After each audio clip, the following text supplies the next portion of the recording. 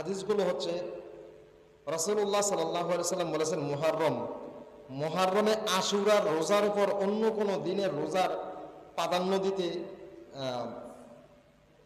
মুহররমের আশুরার রোজার উপরে অন্য কোনো দিনের রোজার প্রাধান্য দিতে দেখিনি। হাদিসটা বুখারী শরীফে এসেছে 2006 নম্বর হাদিসে রাসূল সাল্লাল্লাহু আলাইহি সাল্লাম ইরশাদ করেছেন, ইবনে আব্বাস রাদিয়াল্লাহু তাআলা বলেছেন যে রাসূল সাল্লাল্লাহু আলাইহি সাল্লাম মুহররম মাসের যে আশুরা, অর্থাৎ আশুরা বলতে আমরা 10 বুঝি, কি বুঝি 10, অর্থাৎ মুহররম মাসের 10 তারিখের একটা রোজা রাসূলুল্লাহ সাল্লাল্লাহু আলাইহি সাল্লাম বলেছেন। এই সাহাবী বলেছেন যে রাসূল সাল্লাল্লাহু আলাইহি সাল্লামকে এই দিনের রোজার মতো অন্য মাসের রোজার প্রাধান্য এত গুরুত্ব দিতে দেখি নাই রাসূলকে। অর্থাৎ আপনি আমাকে দেখছেন, আমি নামাজ পড়ি ফরজ, আপনিও নামাজ পড়েন ফরজ। এখন আমি ফরজ নামাজ পড়তে যাইয়া দেখা গেছে প্রতিদিন একটা ফরজ নামাজের পরে 2 রাকাত বেশি নামাজ পড়ি, অথবা প্রায় সময় মাসের বা সপ্তাহের অমুক দিনে বেশি একটা রোজা রাখি। আপনি দেখলে কইবেন কি, আমি দেখছি আমরা হুজুরে অমুক দিন এই বেশিরভাগই অমুক নামাজের সময় মাগরিবের ওয়াক্ত অথবা এশার ওয়াক্ত 2 রাকাত নফল নামাজ অথবা 4 রাকাত নফল নামাজ প্রায় সময় পড়তে দেখেছি অমুক হুজুরে, এরকম বলবেন, তাই না? ঠিক এইরকম সাহাবী বলেন রাসূলুল্লাহ সাল্লাল্লাহু আলাইহি সাল্লামকে এই মাসের যে রোজা, অর্থাৎ আশুরার যে রোজা, এই রোজার যেরকম প্রাধান্য দিতেন, যেরকম গুরুত্ব দিতেন, অন্য কোনো মাসের রোজাকে এত প্রাধান্য এত গুরুত্ব দিতে আর দেখি নাই। এই কথাটা, এই রোজাটা কোন দিন? মুহররম মাসের 10 তারিখ। জি, এই ব্যাপারে আরো হাদিসে এসেছে। রাসূলুল্লাহ সাল্লাল্লাহু আলাইহি সাল্লাম বলেন, তোমরা আশুরার এক মদিনের, রাসূল সাল্লাল্লাহু আলাইহি ওয়াসাল্লাম 10 মদিনের রোজার উসিলায় আশা করি বিগত 1 বছরের গুনাহ মাফ করে দেবেন। সুবহানাল্লাহ। এটা মুসলিম শরীফের 1162 নম্বর হাদিসে এসেছে। রাসূল সাল্লাল্লাহু আলাইহি ওয়াসাল্লাম বলেছেন, তোমরা যদি এই দিনে রোজা রাখো তাহলে কি হবে? এই একদিনের একটা রোজায়, কোন দিন এটা? আশুরা, অর্থাৎ 10 তারিখের রোজা। এই রোজার উসিলায় আশা করি আল্লাহ তাআলা তোমাদেরকে বিগত 1 বছরের গুনাহ মাফ করে দেবে। আরো হাদিস এসেছে, রাসূল সাল্লাল্লাহু আলাইহি ওয়াসাল্লাম বলেন,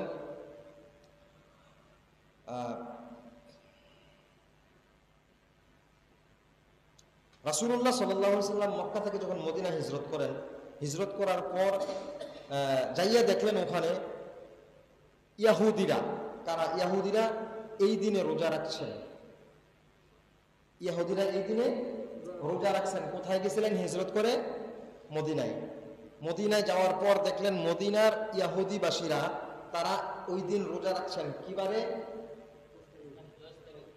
আশুরা, অর্থাৎ মুহররমের 10 তারিখ। জি, তো মুহররমের 10 তারিখে রোজা রাখছেন। এটা দেখে রাসূল সাল্লাল্লাহু আলাইহি সাল্লাম তাদেরকে জিজ্ঞাসা করলেন, তোমরা এই দিনে রোজা রাখছো কেন? এই দিনে কেন রোজা রাখছো? তো তারা উত্তর করলেন, এই দিনে মুসা আলাইহিস সালাম ফেরাউনের কবল থেকে আল্লাহ তাআলা মুসা আলাইহিস সালামকে মুক্ত করেছিলেন। এই জন্য এই খুশিতে কৃতজ্ঞতা স্বরূপ আল্লাহ তাআলার দরবারে মুসা কালিমুল্লাহ এই দিনে রোজা রাখতেন, আর এই জন্য আমরা তার হকদার হিসাবে আমরাও রোজা রাখি। তারা উত্তরটা কি দিলেন? মুসা আলাইহিস সালামের কৃতজ্ঞতা স্বরূপ তিনি রোজা রাখতেন, বিদায় আমরাও তাকে অনুসরণ করে রোজা রাখি। এখন রাসূল সাল্লাল্লাহু আলাইহি ওয়াসাল্লাম ইরশাদ করলেন, আমি হাদিস এবং কোরআনটা একদম শর্ট করে বলে দিই, এই ব্যাপারে অনেক কথা আছে তো এই জন্য তাড়াতাড়ি করে বলছি। তো তিনি বলছেন, তারা বলছেন যে আমরা এই দিনে এই জন্য রোজা রাখি। তো রাসূল সাল্লাল্লাহু আলাইহি ওয়াসাল্লাম বললেন, তোমাদের থেকে আমরা মুসা আলাইহিস সালামের বেশি হকদার। সুবহানাল্লাহ, আমরা বেশি হকদার, আমরাও এই দিনে রোজা রাখি। অন্য একটি হাদিসে এসেছে, রাসূল সাল্লাল্লাহু আলাইহি ওয়াসাল্লামের সাহাবীরা বললেন, ইয়া রাসূলুল্লাহ, এই দিনে রোজাটা ইহুদি নাসারারা বেশি প্রাধান্য দেয়। রাসূল সাল্লাল্লাহু আলাইহি ওয়াসাল্লাম বললেন, যেহেতু তারা এই দিনে বেশি রোজাটাকে প্রাধান্য দেয়, তাহলে আমি যদি আগামী বছর বেঁচে থাকি ইনশাআল্লাহ এরপরে এই রোজার সাথে আরেকটি রোজা রাখবো। আরেকটি রোজা রাখবো, অর্থাৎ আগের দিন 9 তারিখে রোজা রাখবো। রাসূল সাল্লাল্লাহু আলাইহি ওয়াসাল্লাম বলেন, কারণ হলো ইহুদিদের সাথে তারা যেহেতু এই দিনটাকে প্রাধান্য দেয়, আমরাও যদি এই দিনটাকে প্রাধান্য দিই, আমার আমল তাদের সাথে মিলে যায়, তার সাথে ইহুদির সাথে মিলে যায় এমন আমল করা। তো রাসূল সাল্লাল্লাহু আলাইহি ওয়াসাল্লাম বললেন, যদি আমি বেঁচে থাকি তাহলে আগামী বছর আবার এই দিনে কি করব? রোজা রাখবো। যখন এই হাদিসটা যখন বর্ণনা হয়, যখন এই কথাটা হয়, রাসূল সাল্লাল্লাহু আলাইহি ওয়াসাল্লাম যখন এই কথাটা বলেন, তখন থেকে, অর্থাৎ সবগুলা কথা একসাথে মিলানো না, এটা এক এক সময়ের এক একটা। রাসূল সাল্লাল্লাহু আলাইহি ওয়াসাল্লামের ইন্তেকালের 1 বছর হওয়ার আগের কথা, এটা 1 বছরও হয়নি যেদিন এই কথাটা হয়েছে, তার থেকে উনি এরপরে আর 1 বছর বেঁচে ছিলেন না। তিনি বলছিলেন যে আমি বেঁচে থাকলে আগামী বছর রোজা রাখবো, কিন্তু তিনি আর রোজা রাখতে পারেন নাই, এরপরে তিনি ইন্তেকাল করেছেন। তো যেহেতু বলেছেন যে আমি একটা রোজা রাখবো, আমলটা করেননি, যেহেতু বলেছেন সেহেতু এটা কি করবো আমরা? সাহাবীরা অনেকে রোজা রেখেছেন, আমরাও ইনশাআল্লাহ এই আমল করবো, সুন্নাহ। জি, 2টা। কয়টা? এটা হতে পারে 9 তারিখ, 10 অথবা 10-11।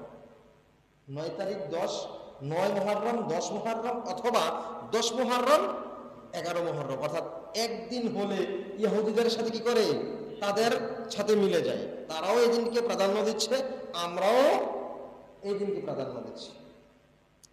তো এই ছিল 2-3টা হাদিসের, আমি হাদিস নিয়ে ছোট ছোট করে নিয়ে এসেছি, আর কোরআন একটা আয়াত এটা বলেছি। এই ব্যাপারে বাংলা শর্টে আপনাদেরকে তরজমা শোনাইলাম, এবার কিছু বিস্তারিত আলোচনা করার চেষ্টা করব ইনশাআল্লাহ। আসলে মাসটার নাম কি?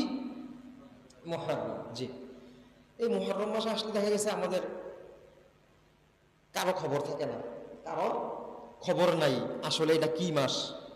আরবি মাসের যে প্রথম বছরের প্রথম মাস, এই ব্যাপারে আমরা অনেকে অচেতন, জানি না যে এটা প্রথম মাস।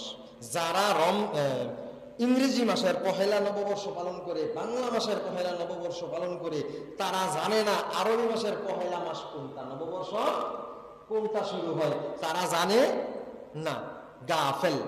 আবার এই হচ্ছে একদল, দেখেন ইংরেজি বছরের প্রথম যেদিন শুরু হয়, এই দিন সারা রাত্র সারা শহর কাঁপিয়ে ফেলায়, কি বলে, ঘুমানো যায় না, বসা যায় না, হাঁটা যায় না, তাদের আওয়াজে নাচ গান, জেনা, অত্যাচারী, আনন্দ উৎসবে, ঠিক কিনা? এটা ইংরেজি নববর্ষ পালন করতে যাইয়া ওই দলটায় জানে না আরবি মাস কোন দিন শুরু হয়, ওই দলটায় জানে না আরবি মাস। এটা হলো এক দল গাফেল, না জানা লোক। আরেক দল আছে যারা এই মাস পাইয়া, এই মাসে পাওয়ার পর তারা এই মাসটাকে খুব বেশি বেশি করে স্মরণ করে এবং বেশি বেশি করে আমল, অর্থাৎ এই মাসটাকে বেশি করে প্রাধান্য দিয়ে এমন পর্যায়ে নিয়ে যায়, নতুন নতুন নতুন নতুন অনেক কিছু আমল বলে চালিয়ে দেয়, এমন কিছু আবিষ্কার করছে যেগুলো আল্লাহ ও তার রাসূলের পছন্দ নয়, এবং এগুলা ইবাদতের ধারে কাছেও যায় না। আরেকটা দল এমন আছে, ওরা কি করে?